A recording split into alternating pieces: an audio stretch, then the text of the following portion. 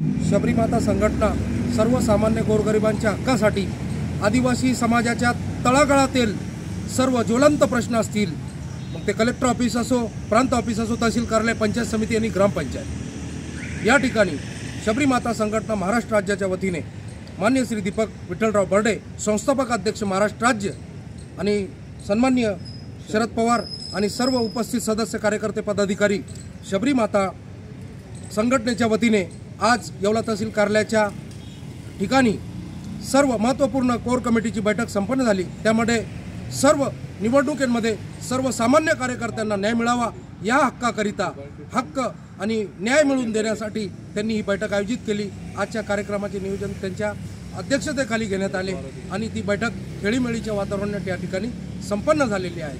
म्हणून मान्य श्री दीपक भाऊ विठ्ठलराव बर्डे, संस्थापक अध्यक्ष महाराष्ट्र राज्य, शबरी माता संघटना महाराष्ट्र राज्य यांच्या वतीने अजून काही कार्यकर्ते इच्छुक असतील त्यांनी सन्माननीय दीपक भाऊ बर्डे यांच्या संपर्कात राहून, सन्माननीय शरदजी पवार साहेब यांच्या संपर्कात राहून चांगले जास्तीत जास्त सर्वसामान्य तळागाळातील गोरगरीब आदिवासी समाजातील बांधवांना न्याय मिळवून देण्यासाठी सक्षमपणे निर्धार करावा आणि संकल्प करावा, अशी या ठिकाणी मी पत्रकार संघ आणि शबरी माता संघटना सल्लागार, एक प्रमुख पत्रकार या नात्याने आपणासमोर नमूद करतो। थांबतो।